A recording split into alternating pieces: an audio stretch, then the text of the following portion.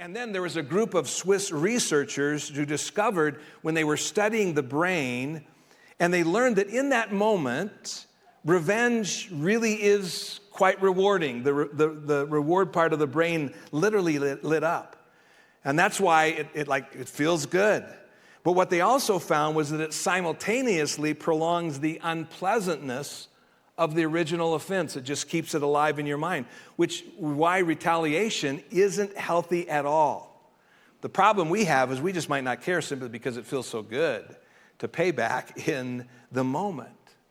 And that's why Jesus wants us to understand and recognize that between any stimulus and response, there's a space.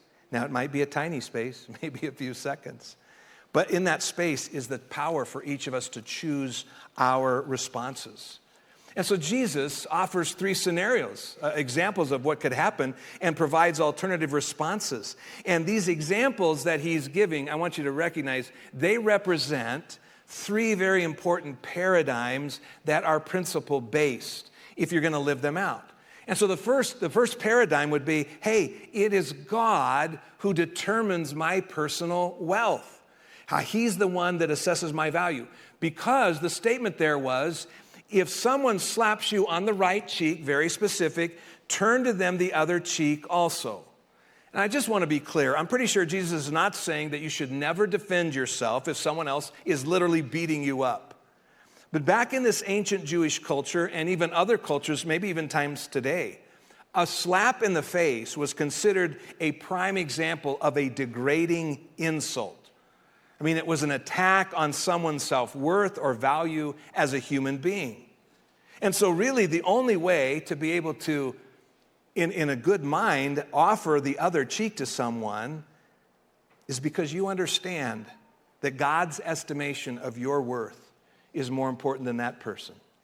Because they obviously think little of you, but that's okay if you understand God thinks a lot of you.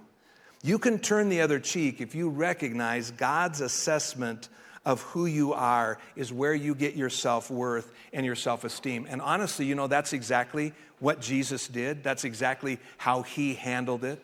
I think it's very interesting that at least a couple of times in Jesus' ministry, God spoke directly to him and said, "This is my beloved Son in whom I am well pleased." And so when Jesus went to the cross, they did unthinkable things to him. And how did he respond? Peter, who was there actually and watching from a distance even after he denied Christ, had these words to say. And Jesus committed no sin, and no deceit was found in his mouth. When they hurled their insults at him, he did not retaliate. And when he suffered, he made no threats. Instead, he entrusted himself to him who judges justly. God's the one who determines my value. The second paradigm that Jesus offers here is the paradigm, hey, God owns everything that I possess. Now, you might think you own some things. You don't really own anything. You just get a guaranteed right of possession. Because as soon as you leave the world or leave town, it can belong to somebody else. And here's where it says, hey, if anyone wants to sue you and take your shirt, give them your coat as well. And you might wonder, why would I be willing to give someone the shirt off my back? Well, because you recognize it really doesn't belong to you at all. God's the owner. You're simply a steward. If that was something he would want you to do, you would do it.